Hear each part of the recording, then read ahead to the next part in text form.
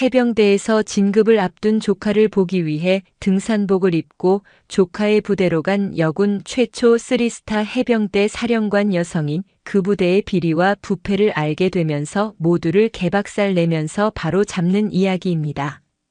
바다는 비릿하고 바람은 거칠었다. 대한민국 동쪽 끝 포항의 바다는 유난히 짙푸른 물결을 일으키며 해병대의 붉은 명찰처럼 선명한 기세를 토해내고 있었다. 그 기세가 무색하게 해병대 제1사단 정문 위병소 주변의 공기는 권태와 오만으로 탁하게 가라앉아 있었다. 오후 2시 가장 나른하고도 뜨거운 태양이 아스팔트 위로 아지랑이를 피워 올리는 시간. 낡고 색바랜 보라색 등산복 상의에 무릎이 희끗하게 늘어난 검은색 등산 바지. 누가 봐도 동네 뒷산이나 오를 법한 차림의 중년 여성이 위병소를 향해 터벅터벅 걸어오고 있었다. 그녀의 이름은 윤서진.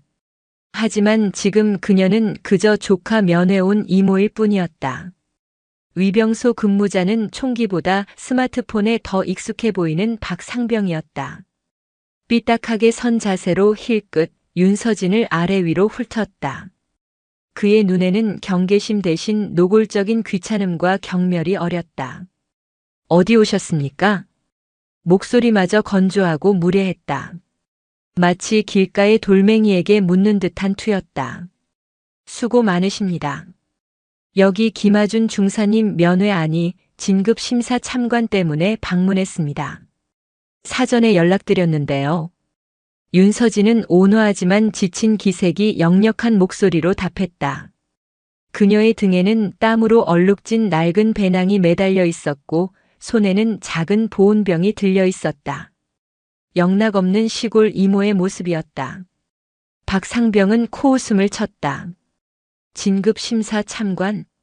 가족 참관 제도가 있기는 했지만 이런 촌스러운 행색의 방문객은 처음이었다. 필시백도 없고 힘도 없는 집안의 군인이겠거니 그는 멋대로 단정했다. 신분증 주시죠.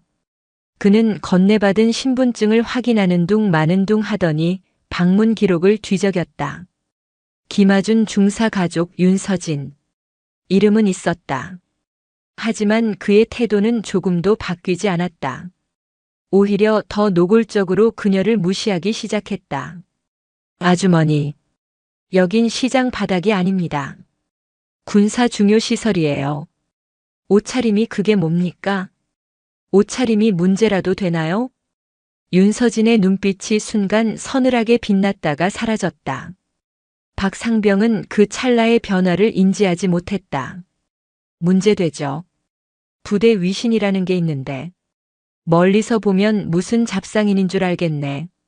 그리고 김아준 중사, 그 양반도 참 딱하네. 이런 꼴로 가족이 찾아오면 진급 심사에 도움이 될 것 같습니까? 오히려 마이너스지. 그는 마이너스라는 단어에 힘을 주며 비아냥거렸다. 윤서진은 대답 없이 그를 가만히 응시했다. 그 시선이 부담스러웠던 박상병은 괜히 목소리를 더 높였다. 뭘 봅니까? 빨리 들어가시든가. 아, 참관은 저쪽 강당에서 하는데 아마 구석에 의자 하나 던져줄 겁니다. 거기 찌그러져서 조용히 보고 가세요. 괜히 아는 척하다가 김아준 중사 앞길 막지 마시고. 그것은 충고를 가장한 모욕이었다. 부대 내에서 김아준 중사의 입지가 어떠한지 그리고 그를 대하는 주변의 시선이 어떠한지를 단적으로 보여주는 태도였다. 윤서진은 주먹을 쥐었다 폈다. 손톱이 손바닥을 파고드는 아픔보다 제 아들 같고 제 목숨 같은 해병의 명예가 일개 상병의 입에서 더럽혀지는 것에 대한 분노가 더 아프게 심장을 찔렀다. 알겠습니다. 안내 감사합니다. 윤서진은 감정을 완벽하게 숨긴 채 돌아섰다. 그녀가 몇 걸음 옮겼을 때 뒤에서 박상병이 동료 근무자와 낄낄대는 소리가 들려왔다. 야, 봤냐? 완전 촌티 작살. 김아준 중사 걔도 글렀다. 저런 가족을 보니 알겠다. 그러게 말입니다. 사단장님 라인 아니면 어차피 진급은 물 건너갔는데. 용 쓴다 용 써. 대화는 거기서 끝나지 않았다. 윤서진의 귓가에 결정적인 한마디가 날아와 박혔다. 박상병의 목소리였다. 아줌마 폐경기면 폐경기답게 곱게 집에서 쉬시지. 여긴 왜 와서 행패야? 썩 꺼져. 순간 포항에 거친 바람이 멎었다. 뜨거운 태양 아래 모든 소음이 사라지고 오직 그 모욕적인 언어만이 윤서진의 뇌리에 꽂혔다. 그녀의 발걸음이 우뚝 멈췄다. 돌아선 그녀의 얼굴에는 더 이상 온화한 이모의 미소 따위는 없었다. 수십 년간 전장을 누비고 수만 명의 부하들을 호령하며 대한민국 최초의 여성 해병 대사령관 3스타 중장의 자리에 오른 불꽃 윤서진의 눈빛이 그 자리에 있었다. 분노가 아니었다. 그것은 분노를 넘어선 모든 것을 죄로 만들어버릴 듯한 차가운 결이었다. 그녀는 박상병을 돌아보지 않았다. 그럴 가치조차 없었다. 대신 그녀는 품 안에서 낡은 폴더폰을 꺼냈다. 최신 스마트폰의 시대에 어울리지 않는 오직 특정 인물들과의 통화만을 위해 존재하는 전설 속의 그 전화기였다. 신호음은 한 번만 울렸다. 사령관님, 비서실장입니다. 나다. 윤서진의 목소리는 얼음장처럼 차가웠다. 지금 즉시 해병대 헌병단장을 내게 직통으로 연결해. 그리고 제1사단 감찰부, 기무부대 모두 현 시간부로 내 직속 명령 대기 상태로 전환시켜. 누구에게도 심지어 1사단장에게도 보고하지 마. 내 허락 없이는 개미 새끼 한 마리 이 부대 밖으로 나갈 수 없다. 수화기 넘어 비서실장의 숨막히는 정적이 흘렀다. 사령관의 목소리에 담긴 살기를 그는 단번에 알아차렸다. 이것은 단순한 지시가 아니었다. 거대한 폭풍이 포항을 덮치기 직전 고요한 눈의 중심에서 울리는 전조였다. 알겠습니다, 사령관님. 통화를 마친 윤서진은 다시 낡은 폴더폰을 품에 넣었다. 그녀는 다시 초라한 이모의 모습으로 돌아갔다. 하지만 그녀의 등은 조금 전보다 꼿꼿했고 그녀의 발걸음은 더 이상 터벅거리지 않았다. 그것은 마치 사냥을 시작하기 전 목표물을 향해 소리 없이 다가가는 아모랑이의 걸음이었다. 김하준 내 조카. 그리고 내 해병. 내가 지켜주마. 이 썩어 빠진 곳에서 너의 명예와 자부심을. 그리고 이 부대를 송두리째 뒤엎어서라도 해병대의 정신을 바로 세우겠다. 위병소의 박상병은 자신이 방금 누구에게 무슨 짓을 저질렀는지 꿈에도 모른 채 다시 스마트폰을 만지작거리며 하품을 했다. 그는 곧 들이닥칠 그의 군 생활은 물론 이 부대 전체의 운명을 바꿔놓을 거대한 태풍의 진원지가 바로 자신이 모욕했던 저 초라한 중년 여성이라는 사실을 알지 못했다. 포항의 하늘 위로 먹구름이 서서히 모여들고 있었다. 제1사단 본청은 위풍당당했다. 무적해병이라는 거대한 글씨가 새겨진 현판 아래 잘 닦인 대리석 바닥은 거울처럼 반짝였다. 하지만 그 화려한 외관과 달리 내부는 보이지 않는 위계와 부조리의 거미줄로 촘촘하게 얽혀 있었다. 윤서진은 안내받은 대로 강당 구석, 먼지 쌓인 의자에 조용히 앉았다. 그녀의 존재는 완벽하게 무시당했다. 심사를 진행하는 간부들은 물론 다른 참관 가족들조차 그녀에게 눈길 한 번 주지 않았다. 그들의 옷차림은 하나같이 번듯했고 서로 안면이 있는 듯 인사를 나누며 자신들의 아들이나 남편이 누구 라인인지를 은연중에 과시하고 있었다. 이곳은 진급 심사장이자 그들만의 사교 클럽이었다. 심사위원석에는 사단 참모장인 오만석 대령이 중앙에 앉아 있었다. 그는 사단장 오정택 소장의 최측근이자 부대 내 모든 이권과 인사에 개입하는 실세로 통했다. 그의 기름진 얼굴에는 탐욕과 오만이 가득했고 심사 대상자들을 셔츠 사이즈 보듯 훑어보는 시선은 불쾌하기 짝이 없었다. 심사가 시작되었다. 예상대로였다. 특정 후보들에게는 답이 정해져 있는 질문, 혹은 그들의 공적을 자랑할 기회를 주는 질문들이 쏟아졌다. 김중희, 자네가 주도했던 지난 연대급 FTX 사단장님께서도 아주 칭찬이 자자하시던데. 그때의 경험을 바탕으로 미래 전장 환경에서의 해병대 역할에 대해 말해보게. 오만석 대령의 목소리는 꿀을 바른 듯 달콤했다. 호명된 김중희는 기다렸다는 듯 준비해온 답변을 유창하게 읊었다. 답변의 질과는 상관없이 심사위원들은 만족스러운 미소를 지으며 고개를 끄덕였다. 그는 사단장의 먼 친척이라는 소문이 파다했다. 반면 묵묵히 자신의 임무에만 충실해온 소위 라인이 없는 후보들에게는 가혹한 압박이 가해졌다. 박하사, 자네는 평소 부대원들과의 융화에 문제가 있다는 보고가 있더군. 자기 주장이 너무 강해서 팀워크를 해친다는 말인데. 해병대 정신은 개인의 능력이 아니라 단결력에서 나오는 것 아닌가. 이 점에 대해 어떻게 생각하나? 능력이 출중하지만 원리 원칙을 중시하는 박 하사의 얼굴이 굳어졌다. 그것은 융화의 문제가 아니라 상관의 부당한 지시에 이의를 제기했던 것에 대한 보복성 질문이었다. 그는 논리적으로 자신의 상황을 설명하려 했지만 심사위원들은 말을 자르며 태도 불량으로 몰아갔다. 윤서진은 이 모든 광경을 차가운 눈으로 지켜보았다. 이것은 심사가 아니었다. 이미 답이 정해진 연극이었다. 그녀의 조카 김하준 중사의 차례가 다가올수록 그녀의 심장은 차갑게 식어갔다. 하준이는 저런 놈들 밑에서 버텨왔구나. 김하준은 그녀의 유일한 피부치나 다름없었다. 어릴 적 사고로 부모를 잃고 할머니 손에 자란 하준은 언제나 과묵하고 성실했다. 해병대에 자원 입대했을 때 윤서진은 내심 자랑스러우면서도 가슴 한편이 아려왔다. 험난한 군 생활, 특히 귀신 잡는 해병의 길을 걷겠다고 했을 때 그녀는 그저 묵묵히 그의 선택을 지지해 주었다. 어느덧 하준은 부대 내에서 가장 뛰어난 전술가이자 명사수로 인정받는 베테랑 중사가 되어 있었다. 하지만 그는 라인을 타거나 아첨하는 것과는 거리가 멀었다.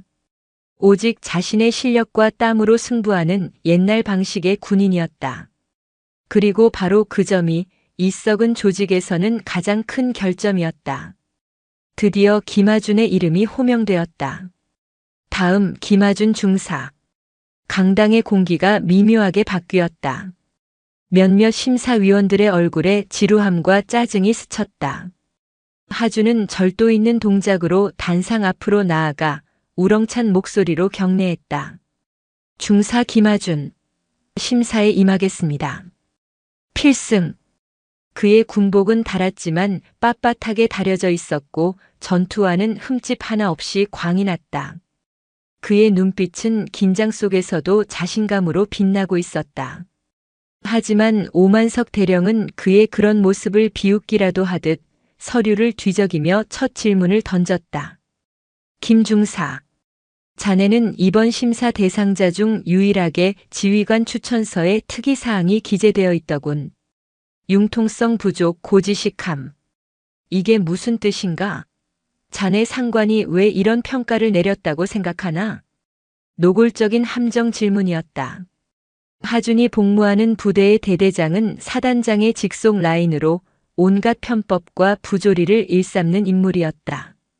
하준은 그의 부당한 지시에 여러 번 맞섰고 그 결과가 바로 저 특이사항이었다. 하준은 잠시 숨을 골랐다.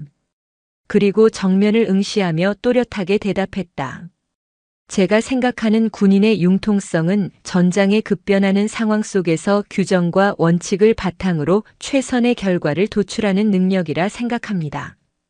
하지만 원칙 그 자체를 훼손하는 것은 융통성이 아니라 편법이며 해병의 명예를 더럽히는 일이라고 생각합니다. 제 상관께서 저를 고지식하다고 평가하셨다면 그것은 제가 지켜야 할 원칙을 지켰기 때문일 것입니다. 그 평가에 대해 후회는 없습니다. 정적. 강당 안에 무거운 침묵이 흘렀다. 하준의 답변은 완벽한 정답이었지만 동시에 오만석 대령과 심사위원들의 심기를 정면으로 건드리는 오답이었다. 오만석의 얼굴이 불그락푸르락해졌다. 지금 상관의 평가를 정면으로 부정하는 건가? 자네의 그 오만불손한 태도가 바로 고지식함의 증거야. 그때 다른 심사위원이 끼어들었다. 좋습니다, 김 중사. 이론은 아주 훌륭해. 그럼 실전 능력도 그만큼 뛰어난지 한번 보지. 최근 우리 사단 관할 구역 내에 있는 독사계곡 알지? 그곳에서 야간 침투 및 가상 적진 파괴 훈련이 예정되어 있다. 원래 특전팀이 맡기로 했는데 마침 자네의 뛰어난 능력을 검증할 좋은 기회인 것 같군. 이번 심사의 마지막 실기 평가로 김 중사 자네가 단독으로 이 훈련을 완수하는 건 어떤가?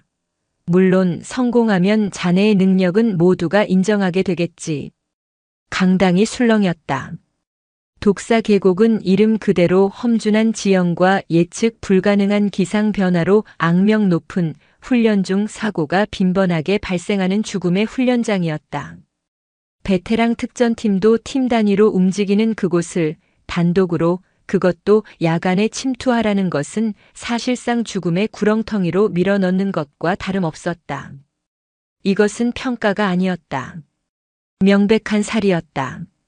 눈의 가시 같은 김하준을 합법적으로 제거하거나 그가 명령을 거부할 경우 명령 불복종으로 불명예 전역시키려는 비열한 함정이었다. 하준의 얼굴이 하얗게 질렸다. 하지만 그는 물러서지 않았다. 군인에게 명령은 절대적이었다. 그가 입을 열어 그 부당한 명령을 받아들이려는 순간이었다. 잠깐만요. 모두의 시선이 강당 구석으로 향했다. 먼지 쌓인 의자에 앉아있던 낡은 등산복 차림의 중년 여성이 천천히 자리에서 일어나고 있었다. 윤서진이었다. 오만석 대령의 미간이 찌푸려졌다. 당신은 누구요? 여긴 관계자 외엔 발언권이 없소. 윤서진은 그를 똑바로 쳐다보며 조금 전과는 비교할 수 없는 위엄과 냉기가 서린 목소리로 말했다. 관계자인지 아닌지는 당신이 판단할 문제가 아닐 텐데요, 오만석 대령. 그녀는 천천히 앞으로 걸어 나왔다. 한 걸음 한 걸음 내디딜 때마다 촌스러운 등산복 차림의 이모는 사라지고 그 자리에는 감히 누구도 범접할 수 없는 사령관의 기운이 피어올랐다. 지금 이게 무슨 짓들입니까? 진급 심사를 가장한 인격 모독과 살인교사. 여기가 해병대 제1사단이 맞습니까? 아니면 사단장 개인의 사조직을 위한 인민재판장입니까? 그녀의 목소리는 크지 않았지만 강당 전체를 압도했다. 심사위원들은 당황했고 오만석 대령은 분노로 얼굴이 일그러졌다. 저 미친 여자가. 경비 뭐해. 당장 저 여자 끌어내지 않고. 하지만 아무도 움직이지 못했다. 그녀에게서 뿜어져 나오는 압도적인 기세에 모두가 얼어붙었다. 하준은 믿을 수 없다는 표정으로 그녀를 바라보았다. 이모. 윤서진은 하준에게 따뜻한 눈빛을 보낸 뒤 다시 오만석에게 시선을 고정했다.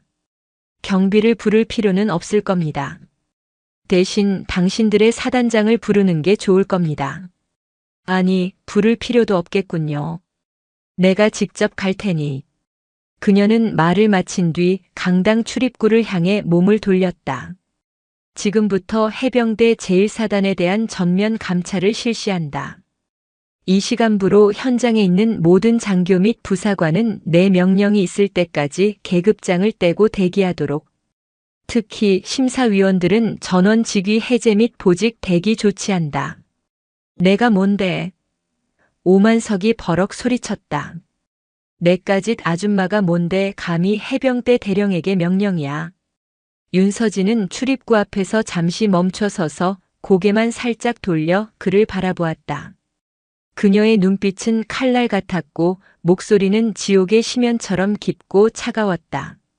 나, 대한민국 해병대사령관 중장 윤서진이다.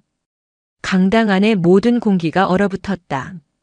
오만석 대령의 입이 벌어졌고 그의 눈은 공포로 가득 찼다. 해병대사령관 최초의 여성 사령관, 그 전설의 쓰리스타가 저 여자라고. 그의 머릿속이 하얗게 비었다. 포항의 하늘에 몰려들던 먹구름이 마침내 첫 번째 번개를 내리친 순간이었다. 정적. 숨소리 하나 들리지 않는 강당 안, 시간마저 멈춘 듯 했다. 해병대사령관 중장 윤서진. 그 이름이 가진 무게는 강당 안의 모든 군인들의 어깨를 짓눌렀다. 낡은 등산복 차림의 초라한 중년 여성과 대한민국 해병대 전체를 호령하는 쓰리스타의 모습이 도저히 겹쳐지지 않았다. 하지만 그녀의 눈빛과 목소리에 담긴 감히 거역할 수 없는 권위는 그녀가 진실을 말하고 있음을 증명하고 있었다. 가장 큰 충격에 빠진 것은 오만석 대령이었다. 그의 기름진 얼굴은 하얗게 질려 사색이 되었고 핏기 가신 입술은 경련하듯 떨렸다. 사령관님? 그는 자신이 방금 무슨 짓을 했는지 깨달았다. 최고 지휘관에게 미친 여자라 욕하고 끌어내라고 소리쳤다. 군법회의는 물론 군복을 벗는 것만으로는 끝나지 않을 대역죄였다. 사사령관님. 그의 목소리는 모기만하게 기어들어갔다. 바닥에 납작 엎드려 빌어도 모자랄 판이었지만 그의 다리는 공포로 얼어붙어 움직이지 않았다. 윤서진은 그에게 더 이상 눈길도 주지 않았다. 그녀의 시선은 굳어버린 조카 김하준에게 향했다. 하준은 경악과 혼란 그리고 알 수 없는 감정이 뒤섞인 표정으로 그녀를 바라보고 있었다. 자신의 초라한 이모가 해병대에 살아있는 전설 윤서진 사령관이었다는 사실을 그는 도저히 받아들일 수 없었다. 윤서진은 하준에게 짧게 말했다. 김하준 중사. 자네는 오늘부로 진급 심사 보류 및 특별 휴가 조치한다. 내 지시가 있을 때까지 관사에서 대기하도록. 그리고 걱정하지 마라. 내가 지키려 했던 해병의 명예, 이제부터 내가 되찾아 줄 테니. 그녀의 말은 명령이었지만 그 안에는 조카를 향한 따뜻한 위로가 담겨 있었다. 그리고 그녀는 강당을 나섰다. 그녀가 복도로 나서자 거짓말처럼 양옆으로 검은색 특수임무복을 입은 헌병단 요원들이 도열했다. 그녀가 위병소에서 했던 단 한 통의 전화가 만들어낸 결과였다. 헌병단장은 사령관 직속 최정예 요원들을 비상소집해 이미 사단 본청 전체를 장악하고 있었던 것이다. 사령관님께 대하여 경례. 헌병단장의 우렁찬 구령에 복도에 있던 모든 헌병들이 칼 같은 동작으로 경례를 올렸다. 필승! 하는 함성이 본청 건물을 뒤흔들었다. 그제야 모든 상황을 파악한 본청 근무자들은 공포에 질려 복도에 무릎을 꿇기 시작했다. 강당 안에 남아있던 심사위원들과 참관인들은 창문 너머로 이 광경을 보고는 사색이 되어 그 자리에 주저앉았다. 오만석 대령은 결국 다리에 힘이 풀려 그 자리에 털썩 쓰러졌다. 윤서진은 헌병단장의 경례를 받으며 목적지를 향해 걸었다. 그녀의 목적지는 단 하나. 이 부패의 정점에 있는 남자 제1사단장 오정택 소장의 집무실이었다. 사단장은 어디에 있나? 집무실에서 부관과 티타임을 갖고 있다는 보고입니다. 헌병단장의 보고에 윤서진의 입가에 냉소가 어렸다. 자신의 부대에서 이런 썩어빠진 연극이 벌어지고 있는데 사단장이란 작자는 한가롭게 차나 마시고 있다는 사실에 분노가 치밀었다. 사단장실 앞. 문 앞을 지키던 비서실 소속 장교는 갑자기 들이닥친 헌병들과 그 중심에 선 등산복 차림의 여성을 보고 어리둥절한 표정을 지었다. 무슨 일이십니까? 지금 사단장님께서는. 헌병단장이 그를 가로막았다.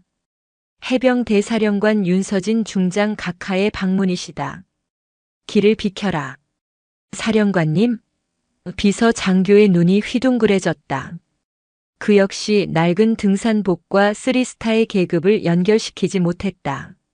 하지만 헌병단장의 살기 어린 표정에 감히 저항할 엄두를 내지 못하고 옆으로 비켜섰다. 윤서진은 노크도 없이 직접 사단장실의 문을 활짝 열어젖혔다. 누구야? 허락도 없이. 집무실 안 고급스러운 가죽 소파에 몸을 파묻고 있던 오정택 소장이 신경질적으로 소리쳤다. 그의 앞에는 향긋한 홍차와 고급 쿠키가 놓여 있었다. 그는 문을 열고 들어선 것이 초라한 행색의 여성인 것을 보고는 미간을 찌푸렸다. 어떤 미친년이 여기까지 기어들어와? 여기가 어디라고? 오정택 소장은 오만석 대령과 똑같은 실수를 저질렀다. 그의 눈에는 윤서진이 그저 길을 잘못 든 민간인 혹은 정신 나간 여성으로밖에 보이지 않았다. 윤서진은 말없이 집무실 안으로 들어섰다. 그녀의 뒤로 헌병단장과 요원들이 따라 들어와 문을 닫았다. 그제야 오정택은 상황이 심상치 않음을 직감했다. 자네들은 누군데 남의 집무실에 무단으로 헌병단? 이게 무슨 무례한 짓인가? 자네들 당장 계급과 소속을 밝혀라. 그때 윤서진이 입을 열었다. 오정택 소장. 자네가 마시고 있는 그 차가 자네 부하들의 피눈물이라는 생각은 안 해봤나? 오정택은 그녀의 목소리에 담긴 서늘한 분노에 순간 할 말을 잃었다. 그는 여전히 그녀의 정체를 파악하지 못한 채 오만하게 턱을 치켜들었다. 뭐라는 거야? 당신 대체 누군데 내 앞에서 그따위 소리를 짓거려? 당장 이 여자를 끌어내지 못해. 윤서진은 천천히 그에게 다가갔다. 한 걸음 한 걸음. 그녀의 발걸음 소리만이 집무실의 정적을 갈랐다. 그녀는 오정택의 바로 앞 티테이블을 사이에 두고 멈춰섰다. 내가 누구인지 아직도 모르겠나? 오정택 소장. 그녀는 천천히 낡은 등산복 상의에 지퍼를 내렸다. 그 안에는 땀에 살짝 젖었지만 조금의 구김도 없는 다림질이 잘 된 군청색 셔츠가 있었다. 그리고 그 셔츠의 양쪽 어깨에는 대한민국 국군 중장의 권위와 책임을 상징하는 세 개의 별이 선명하게 빛나고 있었다. 오정택 소장의 눈이 그 별을 향했다. 그의 동공이 지진이라도 난 듯 격렬하게 흔들렸다. 온몸에 피가 역류하는 듯한 충격이 그의 뇌를 강타했다. 중장 3스타 설마 최초의 여성 사령관 윤서진. 그의 머릿속에서 모든 퍼즐 조각이 맞춰졌다. 위병소에서부터 올라온 이상한 민간인 여성에 대한 보고, 그리고 지금 눈앞에 서 있는 자신을 지옥의 나락으로 떨어뜨릴 듯한 눈빛으로 바라보는 3스타. 사사사령관님. 그의 입에서 나온 것은 경례 구호가 아닌 비명에 가까운 신음이었다. 그는 소파에서 벌떡 일어나려 했지만 다리에 힘이 풀려 휘청거리다 소파 뒤로 넘어질 뻔했다. 간신히 몸을 가누고 부들부들 떨며 차려 자세를 취했지만 이미 그의 위험과 체면은 산산조각 난 후였다. 윤서진의 눈은 불꽃처럼 타오르고 있었다. 오정택 소장. 지금부터 그 더러운 계급장 떼고 내 앞에 무릎 꿇어. 내 놈이 사단장이 아니라 해병대의 명예에 똥칠을 한 역적이라는 사실을 지금부터 내 놈의 뼛속 깊이 새겨주겠다. 그녀의 목소리는 사형 선고와도 같았다. 대한민국 해병대 제1사단 무적해병의 심장부에서 부패한 권력을 향한 한 여성 3스타의 불꽃 같은 심판이 이제 막 시작되고 있었다. 바깥에서는 기다렸다는 듯 거센 비바람이 몰아치기 시작했다. 마치 썩은 것들을 모두 씻어내려는 하늘의 분노처럼. 오정택 소장의 집무실 안 공기는 납처럼 무겁게 가라앉았다. 윤서진 사령관의 어깨에 박힌 세 개의 별은 조명 아래 서늘하게 빛나며 감히 거역할 수 없는 절대적인 권위를 뿜어내고 있었다. 그 빛 앞에 오정택이라는 두 개의 별은 초라한 반딧불처럼 명멸했다. 무릎 꿇으라고 하셨습니다. 오정택은 이가 부딪히는 소리를 내며 간신히 말을 이었다. 그의 머릿속은 새하얗게 불타버렸다. 대한민국 해병대 소장이 일개 민간인도 아닌 적법한 절차와 권위를 가진 자신의 최고 지휘관 앞에서 무릎을 꿇는다는 것. 그것은 그의 군인으로서의 인생, 아니, 한 인간으로서의 자존심이 완전히 박살나는 것을 의미했다. 그는 버티고 싶었다. 이가 부러지더라도 두 다리로 버티며 최소한의 저항이라도 하고 싶었다. 하지만 윤서진은 그에게 도망칠 길을 한 뼘도 허락하지 않았다. 버티는 건가? 좋다. 자네에게 선택권을 주지. 지금 내 앞에서 무릎을 꿇고 해병대의 죄인으로서 심판을 받을 것인가? 아니면 내가 자네를 국가반역죄로 긴급 체포해서 국방부 조사본부 압송차에 태워 보낼 것인가? 반역이라니요. 사령관님, 그 말씀은 너무 지나치십니다. 오정택이 경악하며 소리쳤다. 윤서진은 싸늘하게 웃었다. 지나쳐? 3년 전 서해안 방어 시스템 도입 사업. 당시 자네가 군수참모부장으로 있으면서 특정 업체에 특혜를 주고 그 대가로 자네 아들놈 유학 자금과 강남 아파트 구매 자금을 수수했다는 첩보가 내게 보고된 게 지난달이다. 내가 그 보고서를 책상에 처박아둔 이유가 뭔지 아나? 같은 해병이라는 마지막 온정 때문이었다. 내 놈이 조용히 군 생활 마치고 꺼져주길 바랐기 때문이다. 그런데 감히 내 부하, 내 조카를 죽음으로 내몰아? 이건 해병대에 대한 반역이고 국가에 대한 배신이야. 내 놈은 더 이상 해병이 아니다. 오정택의 눈이 절망으로 흐려졌다. 그녀는 모든 것을 알고 있었다. 그가 완벽하게 숨겼다고 믿었던 그의 가장 치명적인 아킬레스건을 그녀는 처음부터 쥐고 있었던 것이다. 저항은 무의미했다. 남은 것은 오직 파멸뿐이었다. 오정택의 입에서 기이한 신음이 터져나왔다. 그의 두 다리가 마침내 힘을 잃었다. 쿵 하는 둔탁한 소리와 함께 해병대 제1사단장의 육중한 몸이 윤서진의 군호 앞에 무너져 내렸다.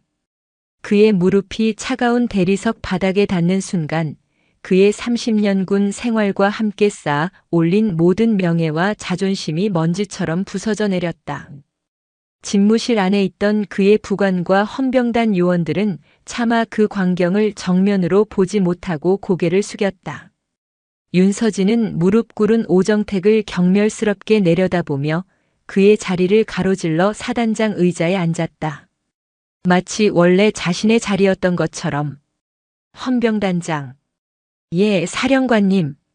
지금 즉시 사단장실, 참모장실, 그리고 각 참모부서의 모든 컴퓨터와 서류, 통신 기록을 압수한다. 특히 인사관리와 예산 집행 관련 자료는 먼지 한 톨까지 샅샅이 뒤져. 그리고 강당에 있는 오만석 대령, 그자를 이리 끌고 와. 명령은 전광석화처럼 떨어졌고 헌병들은 일사불란하게 움직였다. 잠시 후 오만석 대령이 헌병들에게 양팔을 붙들린 채 질질 끌려왔다. 그는 사단장실의 광경을 보고는 숨을 헉 하고 들이마셨다. 자신의 하늘이자 방패였던 사단장이 해병대의 신화라 불리는 여성 사령관 앞에 무릎을 꿇고 있었다. 그의 세계가 무너지는 순간이었다. 오만석 대령. 윤서진의 부름에 오만석의 어깨가 경련을 일으켰다. 예, 사령관님. 자네가 조금 전 강당에서 벌인 짓은 심사인가 연극인가? 대답해.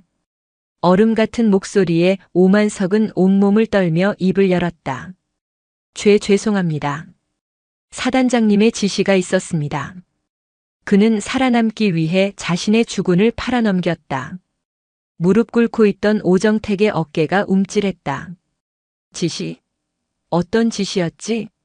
김하준 중사를 독사 계곡으로 보내주기라고 한 것도 사단장의 지시였나? 그것은 김 중사의 능력을 시험. 거짓말. 윤서진이 책상을 쾅 내리치자 오만석은 심장이 멎는 듯한 충격을 받았다. 마지막 기회다. 진실을 말해. 진급자 명단은 사전에 정해져 있었나? 그 대가로 무엇을 받았지? 돈인가 아니면 다음 진급 자리인가? 오만석은 무너졌다. 그는 울음을 터뜨리며 바닥에 주저앉아 모든 것을 실토하기 시작했다. 사단장의 지시로 특정 인물들을 진급시키기 위해 점수를 조작한 사실, 진급 청탁과 함께 오고 간 금품들, 그리고 사단장에게 밉보인 김아준 중사를 제거하기 위해 독사계곡 훈련이라는 함정을 판 사실까지. 그의 자백은 무릎 꿇은 오정택의 죄를 확인 사살하는 과정일 뿐이었다. 윤서진은 차갑게 식은 눈으로 그들의 추악한 민낯을 지켜보았다. 그리고 압수된 서류 더미 중 2025년도 부사관 진급 심사 최종 결과라고 적힌 파일을 집어들었다. 그 안에는 이미 모든 것이 결정되어 있었다. 김아준의 이름은 탈락이라는 붉은 글씨와 함께 맨 마지막에 처박혀 있었다. 윤서진은 그 파일을 오정택의 얼굴 앞에 집어 던졌다. 이게 내놈들이 말하는 공정한 심사의 결과물인가? 이것은 심사 서류가 아니라 내놈들의 죄를 기록한 죄의 기록부북 어부 신지다. 그녀는 자리에서 일어났다. 두 사람을 지하 영창에 각각 독방 감금시켜라. 변호사 접견은 물론 그 어떤 외부와의 접촉도 금지한다. 지금부터 해병대 제1사단은 내가 직접 지휘한다. 헌병들이 2명의 죄인을 끌고 나갔다.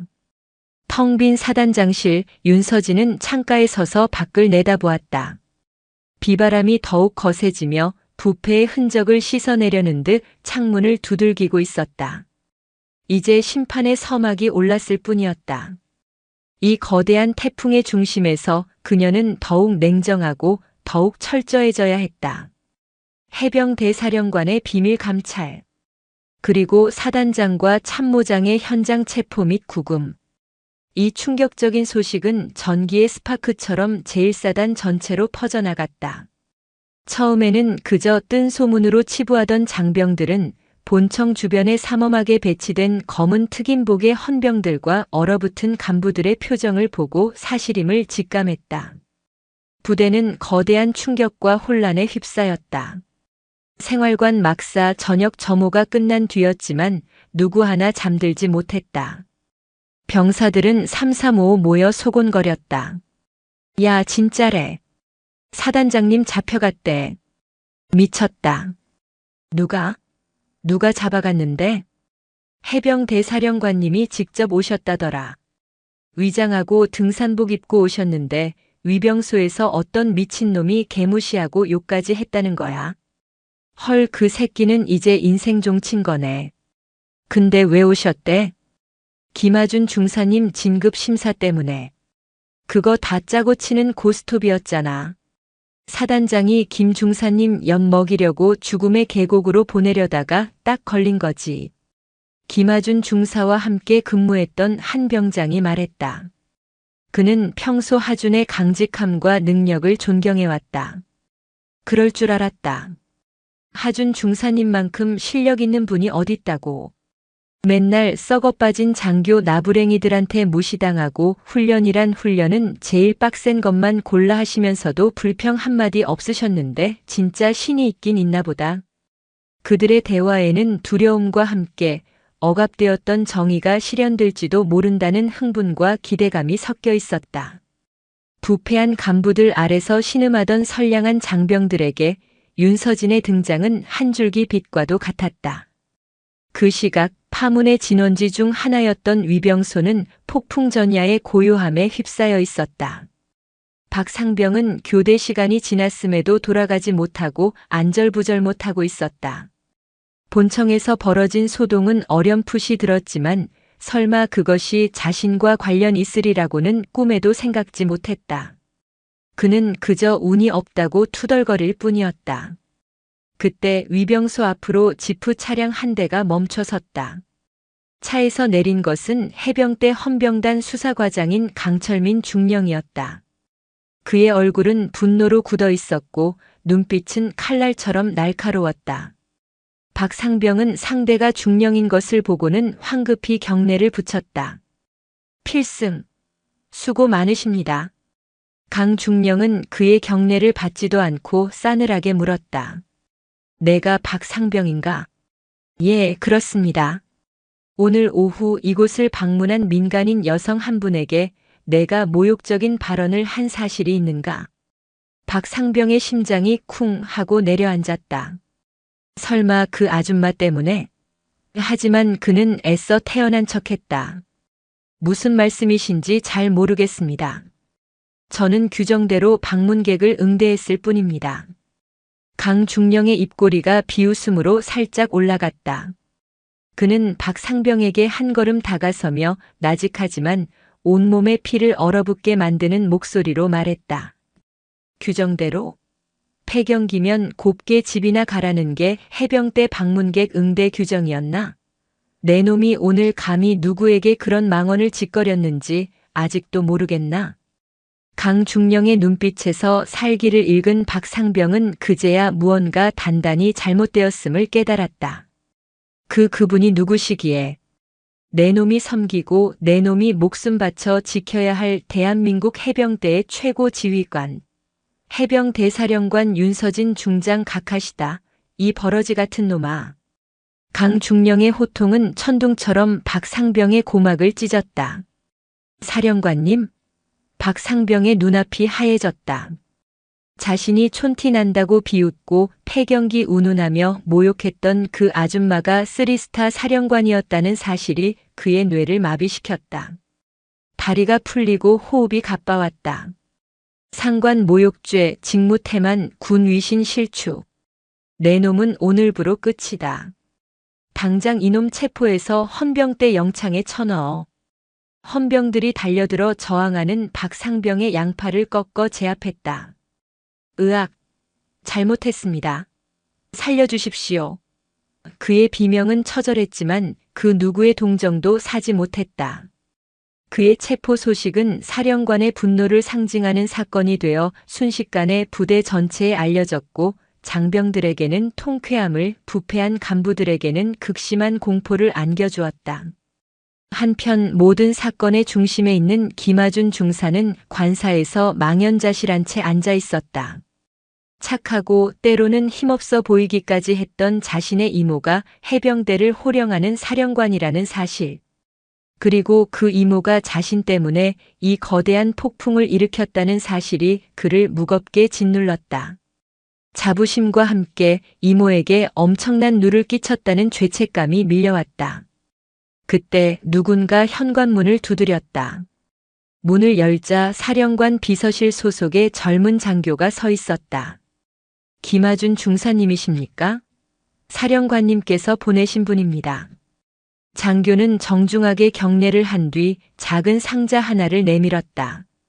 사령관께서 전하시는 물품과 말씀이십니다. 상자 안에는 따뜻한 온기가 남아있는 죽과 몇 가지 반찬, 그리고 작은 메모지가 들어있었다. 하준은 떨리는 손으로 메모지를 펼쳤다. 그곳에는 이모의, 아니, 사령관의 필체가 적혀 있었다. 하준아, 너는 아무것도 잘못한 것이 없다. 너는 가장 용감한 해병이고 나의 가장 큰 자랑이다.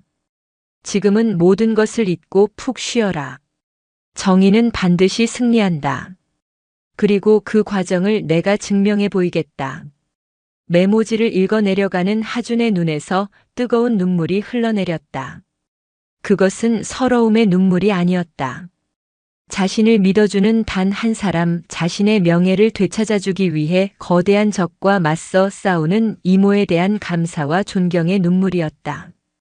그는 죽그릇을 붙잡고 소리 없이 오열했다. 파문은 부대 담장을 넘어 서울 국방부와 합동참모본부까지 뒤흔들었다. 현직 해병대사령관이 예고 없이 일선 사단을 급습해 사단장을 체포한 초유의 사태. 국방부 장관과 합참의장의 전화가 불이 났지만 윤서진은 해병대 내부의 암세포를 도려내는 중입니다. 모든 책임은 제가 집니다. 라는 한마디로 모든 외부 개입을 차단했다.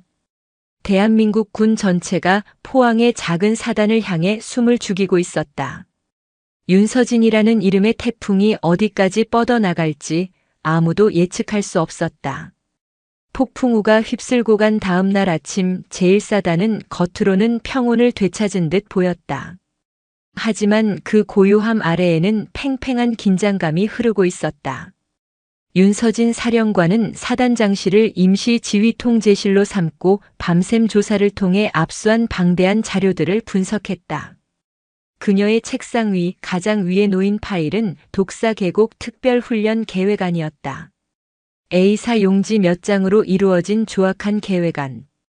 윤서진의 눈빛이 얼음처럼 차가워졌다. 작전 참모 안전장교 당장 내 앞으로. 윤서진의 명령에 불려온 2명의 영관급 장교는 사색이 된 얼굴로 그녀 앞에 섰다.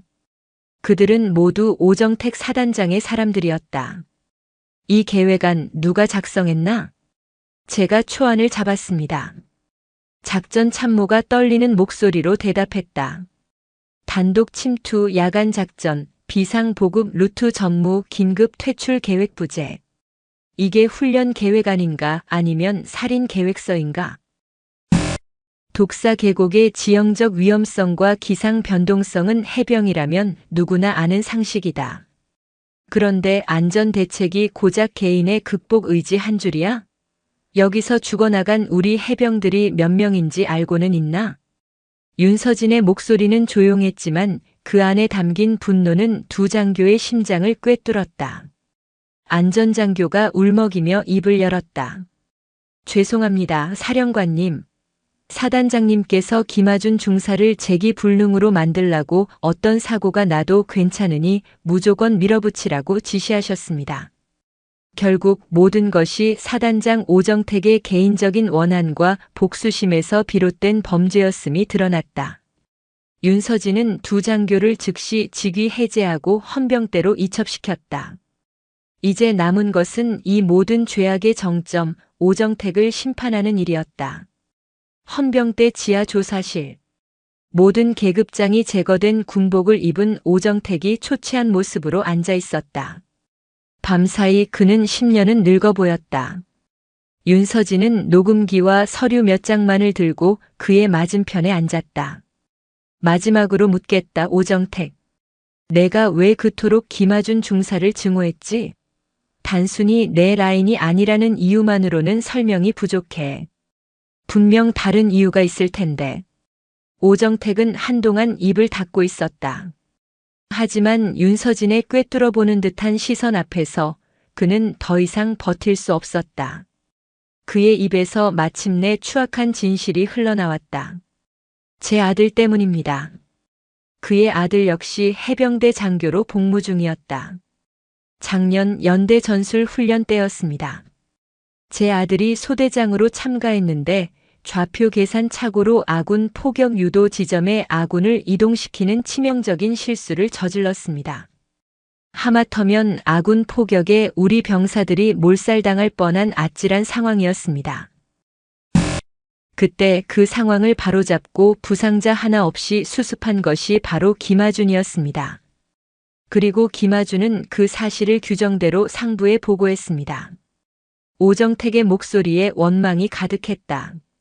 그 보고서 때문에 제 아들은 진급에서 누락되고 한직으로 밀려났습니다. 제 아들의 앞길을 막아버린 겁니다. 그놈이. 조용히 덮어줄 수도 있었던 일을 융통성 없이 원칙대로 처리해서. 윤서진은 기가 막혀 헛웃음을 터뜨렸다. 그래서 내 아들의 실수를 덮어주지 않았다는 이유로 수십 명의 목숨을 구한 내 부하를 죽이려 했단 말인가? 내 놈에게 원칙과 명예는 그저 내 놈의 아들 앞길에 걸림돌이 되는 귀찮은 돌멩이일 뿐이었나? 그놈만 없었으면, 그놈만 아니었으면 내 아들은 닥쳐라, 이 역적 같은 놈아. 윤서진이 버럭 소리쳤다. 내 아들이 저지른 실수는 수십 명의 목숨을 앗아갈 수 있었던 중죄다. 그것을 막고 보고한 김아준은 영웅이지 죄인이 아니야. 내 놈은 내 아들의 죄를 덮기 위해 영웅을 죽이려 한 것이고 그것이 바로 내 놈이 해병대의 역적인 이유다. 모든 진실이 밝혀졌다.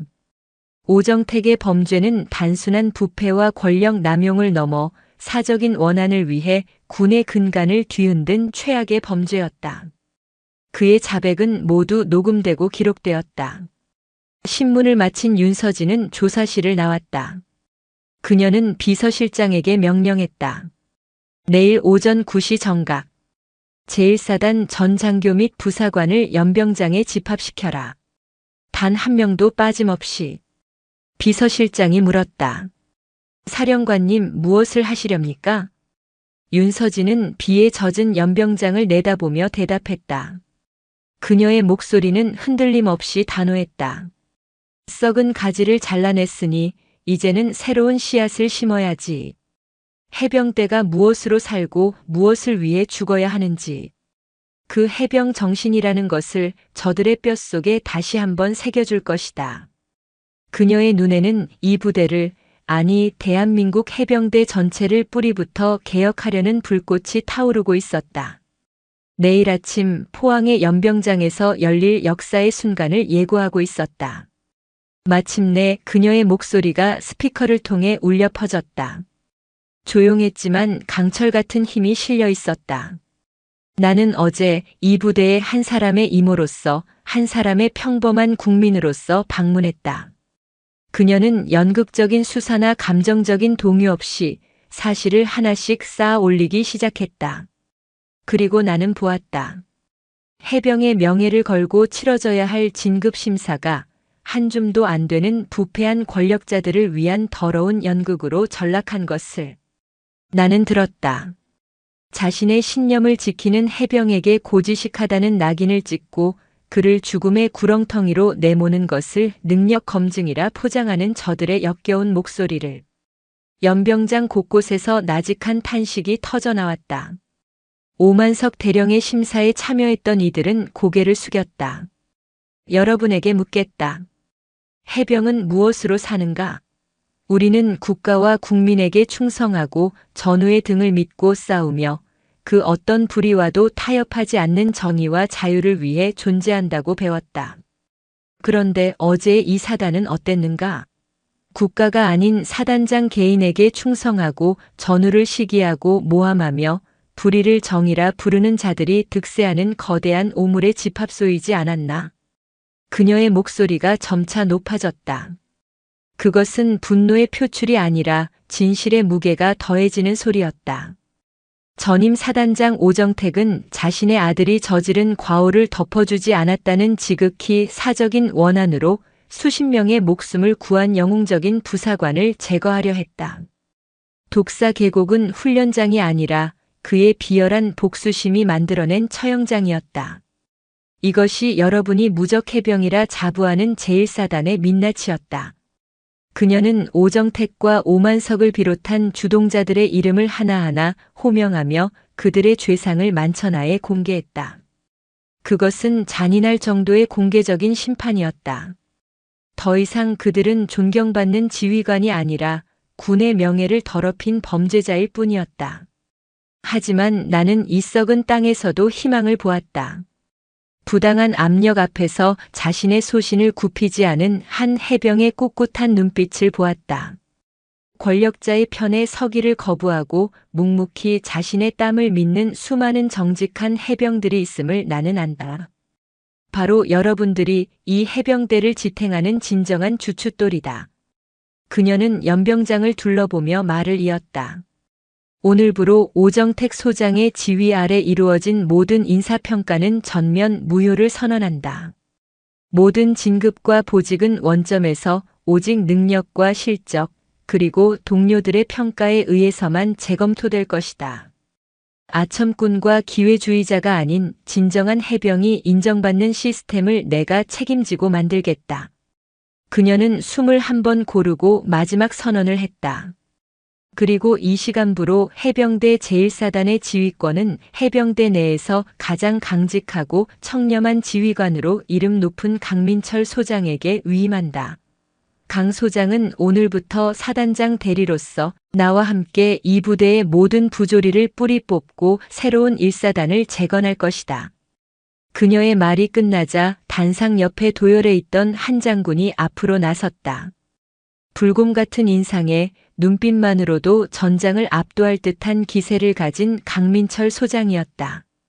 그는 윤서진 사령관의 가장 오래된 동지이자 그 누구의 눈치도 보지 않는 것으로 유명한 진짜 군인이었다. 연병장을 뒤덮고 있던 침묵이 깨졌다. 그것은 환호성이 아니었다. 거대한 충격과 변화의 파도를 온몸으로 받아내는 경외와 다짐이 뒤섞인 깊은 침묵이었다. 강민철 소장이 단상 앞으로 나서 마이크 없이 자신의 목소리로 포효했다. 전체 사령관님께 대하여 경례 필승.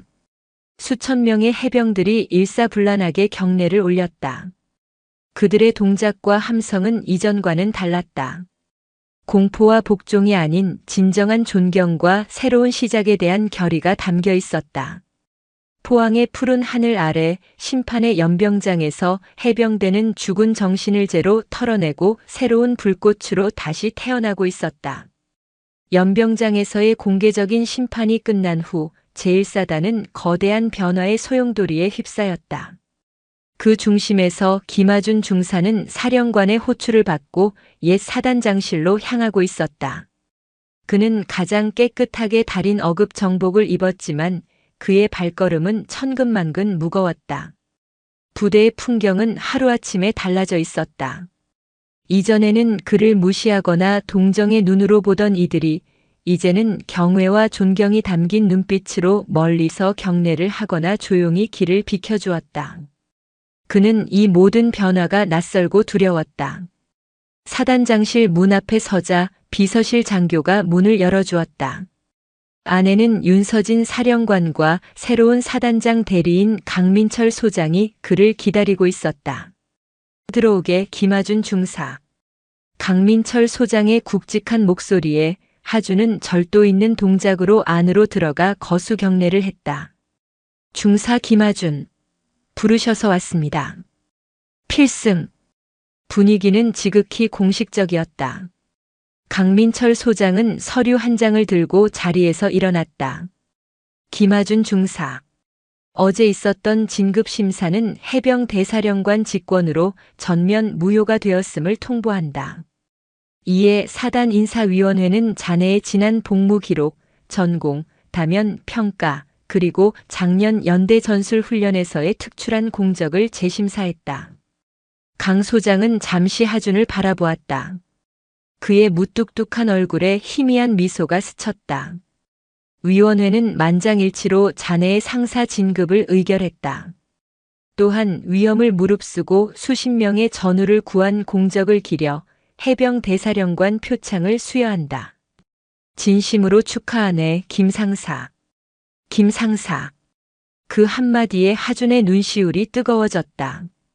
자신의 모든 노력과 신념이 짓밟히고 무시당했던 시간들이 눈앞을 스쳐 지나갔다.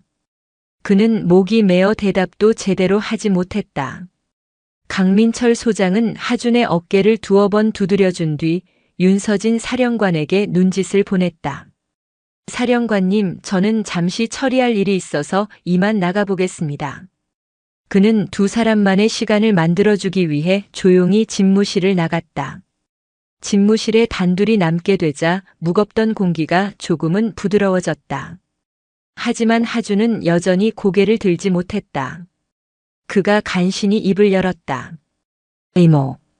그 한마디에 냉철하던 사령관 윤서진의 얼굴이 따뜻한 이모의 얼굴로 돌아왔다. 그녀는 자리에서 일어나 하준에게 다가갔다. 고개 들어, 내 조카. 뭐가 그렇게 미안해서 고개도 못 드나. 죄송합니다. 저 때문에 이모께서 너무 큰일을 겪으시고. 바보 같은 소리. 윤서진은 하준의 어깨에 달린 새로운 계급장을 손으로 쓸어주었다. 내가 어제 연병장에서 한 말 못 들었나? 너는 아무 잘못 없어. 오히려 너는 썩어 빠진 이 조직에서 유일하게 빛나던 보석이었다. 내가 한 일은 그 보석을 뒤덮고 있던 진흙을 치워준 것뿐이야. 그녀의 목소리는 따뜻하고 다정했다. 솔직히 말하면 처음엔 정말 내 진급 심사나 조용히 보고 가려고 했어. 그런데 위병소에서부터 시작해서 심사장까지 이 부대가 얼마나 병들었는지 보고 나니 참을 수가 없더구나. 이건 단순히 너 한 사람의 문제가 아니었어. 내가 그 불의의 첫 희생양이 되었을 뿐, 이대로 두었다면 수많은 제2, 제3의 김하준이 나왔을 거다. 나는 내 해병들을 그렇게 잃을 수 없었다. 그제야 하준은 이모의 진심을 깨달았다. 이것은 사적인 복수가 아니라 해병대 전체를 위한 공적인 심판이었음을. 고맙습니다. 이모 아니 사령관님. 여기선 이모라고 불러. 그리고 이건 내가 너의 실력으로 떳떳하게 쟁취한 거야. 그러니 가슴 쫙 펴고 당당해져라. 너는 그럴 자격이 충분하니까. 윤서진은 환하게 웃으며 조카의 등을 힘껏 두드려 주었다. 갓 상사 계급장을 단 조카는 그녀의 눈에 세상에서 가장 늠름하고 자랑스러운 해병이었다.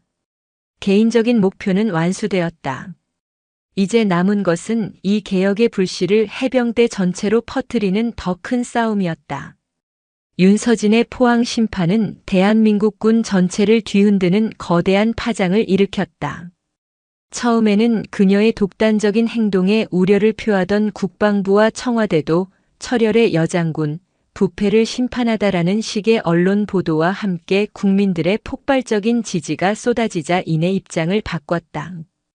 그녀의 개혁은 정당성을 얻었고 오히려 군 전체의 자정 능력을 보여주는 사례로 평가받기 시작했다. 제1사단에는 사령부 직속의 특별감찰단과 감사팀이 파견되었다. 강민철 소장의 지휘 아래 그야말로 먼지 하나까지 털어내는 강도 높은 조사가 시작되었다. 오정택의 비호 아래 온갖 부정을 저질러왔던 수십 명의 장교와 부사관들이 줄줄이 소환되어 조사를 받았다. 부당하게 빼앗겼던 진급 기회가 정당한 주인에게 돌아갔고 능력 있는 인재들이 주요 보직에 발탁되었다. 고통스럽지만 반드시 필요한 외과 수술이었다. 그 변화의 중심에서 김아준 상사는 새로운 임무를 부여받았다. 그가 발령받은 곳은 안락한 행정보직이 아니었다. 해병대 제1사단 부사관 교육대, 그곳의 수석 교관 자리였다. 부사관 교육대는 미래의 해병대 허리를 책임질 신임 하사들을 양성하는 가장 중요한 곳 중 하나였다. 그곳의 수석 교관은 최고의 실력과 인품을 갖춘 인물만이 맡을 수 있는 막중한 책임이 따르는 자리였다. 김아준은 자신의 새로운 임무가 가진 의미를 잘 알고 있었다. 이것은 윤서진 사령관이 그리고 새로운 지휘부가 자신에게 보내는 무한한 신뢰의 증표였다. 발령 첫날 김아준은 말끔한 훈련복 차림으로 연단에 섰다. 그의 앞에는 이제 막 임관을 앞둔 수백 명의 젊은 부사관 후보생들이 긴장된 눈빛으로 그를 바라보고 있었다. 그는 후보생들의 얼굴 하나하나를 천천히 둘러보았다. 며칠 전 자신의 이모가 연병장에서 수천 명의 장병들을 바라보던 그 눈빛을 떠올리며 나는 여러분의 선배이자 교관이 될 상사 김아준이다. 그의 목소리는 낮았지만 교육장 전체를 울릴 만큼 힘이 있었다. 여러분은 곧 대한민국 해병대의 허리가 될 것이다. 여러분의 어깨 위에는 국가의 안위와 전우의 목숨이 달려 있다. 나는 여러분에게 사격술과 전술만을 가르치지 않을 것이다. 그는 잠시 말을 멈추고 후보생들의 눈을 똑바로 응시했다. 나는 여러분에게 불의에 굴복하지 않는 용기를 가르칠 것이다. 자신의 신념을 지키기 위해 기꺼이 손해를 감수하는 자존심을 가르칠 것이다. 그리고 가장 중요한 것, 내 옆에 전우가 억울한 일을 당했을 때 그의 편에 서서 함께 싸워줄 수 있는 뜨거운 전우애를 가르칠 것이다. 그것이 바로 해병 정신의 본질이기 때문이다. 후보생들의 눈빛이 달라지기 시작했다. 단순한 훈련 교관이 아닌 진정한 리더의 모습을 김아준에게서 발견한 것이다. 김아준은 창밖을 보았다. 포항의 하늘은 더없이 맑았다. 그는 깨달았다. 이모가 일으킨 거대한 폭풍은 부패한 자들을 심판하기 위함만이 아니었다는 것을. 그것은 자신과 같은 젊은 해병들이 더 정의롭고 올바른 땅 위에서 새로운 씨앗을 심고 뿌리 내릴 수 있도록 썩은 땅을 완전히 갈아엎는 과정이었음을. 진짜 싸움은 이제부터 시작이었다. 김아준은 주먹을 꽉 쥐었다. 자신의 어깨에 주어진 이 무거운 사명을 기꺼이 짊어지리라 다짐했다. 정의의 파장은 이제 잔잔한 물결이 되어 해병대의 가장 깊은 곳까지 스며들기 시작하고 있었다. 시간이 흘렀다. 윤서진 사령관의 개혁은 해병대 제1사단을 넘어 대한민국 해병대 전체를 뒤흔드는 거대한 용광로가 되었다. 부패한 지휘관들은 군복을 벗었고 능력 있는 인재들이 그 자리를 채웠다. 라인과 배경이 아닌 실력과 신념이 존중받는 문화가 서서히 뿌리내리기 시작했다. 하지만 빛이 강하면 그림자도 짙어지는 법. 윤서진의 개혁으로 기득권을 잃은 구악 세력의 반격이 시작되었다. 그들은 정면으로 맞서는 대신 교활하고 은밀한 방법을 택했다. 국방부와 정치권의 여성 사령관의 독선적인 부대 운영, 지나친 개혁으로 인한 군 기강 해이, 전통 파괴로 인한 전투력 약화 등의 악의적인 소문을 퍼뜨렸다. 보이지 않는 적들의 공격은 전장의 포화보다 더 끈질기고 교묘하게 그녀를 옥죄어왔다. 위기는 예기치 않은 곳에서 찾아왔다. 서해 백령도 인근 북한 경비정이 수차례에 걸쳐 북방 한계선의 내래를 침범하며 의도적인 도발을 감행했다. 일촉즉발의 상황. 현장 지휘관의 섣부른 판단 하나가 국지전 혹은 전면전으로 비화될 수 있는 위험천만한 순간이었다. 국방부와 합동참모본부는 혼란에 빠졌다. 정치권의 압박을 받던 일부는 윤서진의 리더십에 의문을 제기하며 해병대의 작전 지휘권을 해군에 이관해야 한다는 주장까지 내놓았다. 그녀는 사면 초가에 몰렸다. 안에서는 보이지 않는 적들이 칼을 꽂고 밖에서는 현실의 적들이 총구를 겨누고 있었다. 그녀는 결단을 내려야 했다. 긴급작전회의가 소집된 사령부 지휘통제실. 화면 가득한 서해의 작전 상황도와 시끄러운 보고 소음 속에서 윤서진은 흔들림 없는 목소리로 명령했다. 이번 작전의 전초 지휘는 해병대 제1사단에 맡긴다. 회의장이 순간 조용해졌다. 가장 최근에 거대한 내홍을 겪은 1사단에게 국가의 명운이 걸릴 수도 있는 중차대한 임무를 맡긴다는 것은 엄청난 도박이었다. 한 참모가 우려를 표했다. 사령관님, 1사단은 아직 조직 안정화가. 윤서진은 그의 말을 잘랐다. 아니, 지금 대한민국에서 가장 강하고 가장 정신력이 살아있는 부대는 제1사단이다. 나는 내 부하들을 믿는다. 그녀의 시선은 화면 속 한 부대를 향하고 있었다. 신속 대응부대로서 가장 먼저 현장에 투입될 준비를 마친 부대. 그 부대의 중추를 이루고 있는 것은 바로 김하준 상사가 키워낸 젊은 부사관들이었다. 작전명 강철 방패. 강민철 소장의 지휘 아래 제1사단은 무섭도록 침착하고 신속하게 움직였다. 김하준 상사와 그의 부사관들은 최전선에서 교과서처럼 완벽하면서도 전장의 흐름을 읽는 유연한 대응으로 북한 경비정의 추가 도발을 차단하고 퇴로를 압박했다. 작전의 하이라이트는 한밤중에 이루어졌다.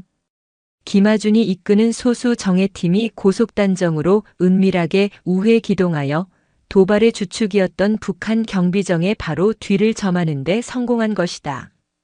언제든 격침시킬 수 있는 절대적으로 유리한 고지를 점령했지만 그들은 발포하지 않았다. 대신 강력한 서치라이트로 상대의 함교를 비추고 국제상선 공용통신으로 단 한 문장의 경고를 보냈다. 여기는 대한민국 해병대다. 마지막 경고다. 즉시 북상하라. 그것은 압도적인 힘의 과시이자 전쟁을 원치 않는다는 마지막 경고였다. 결국 북한 경비정은 꼬리를 내리고 물러났다. 단 한 발의 총성 없이, 단 한 명의 희생 없이 대한민국 해병대는 완벽한 승리를 거두었다. 이 작전의 성공은 모든 것을 바꾸어 놓았다. 윤서진의 개혁이 전투력 약화가 아닌 전투력 강화의 핵심이었음을 실전으로 증명해 보인 것이다. 원칙과 실력으로 다져진 부대가 얼마나 강한지를 온 세상에 보여주었다.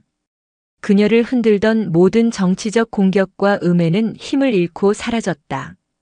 며칠 후 노을이 붉게 물드는 서해를 바라보며 집무실을 정리하던 윤서진에게 메시지 한 통이 도착했다. 발신인은 김하준이었다. 메시지에는 사진 한 장이 첨부되어 있었다. 작전 성공 후 흙먼지를 뒤집어 쓴 채 환하게 웃고 있는 김아준과 그의 젊은 부사관들의 모습이었다. 사진 아래에는 짧은 글이 적혀 있었다. 미래는 밝습니다, 사령관님. 아니, 이모. 윤서진은 그 사진을 보며 자신도 모르게 미소를 지었다. 지난 몇 달간의 피로가 한순간에 녹아내리는 듯한 깊고 따뜻한 미소였다. 그녀가 일으킨 불꽃은 한 줌의 재를 남기고 사라지는 분노의 불길이 아니었다. 그것은 썩은 것을 태우고 추운 곳을 데우며 어둠을 밝혀 새로운 생명이 자라나게 하는 생명의 불꽃이었다.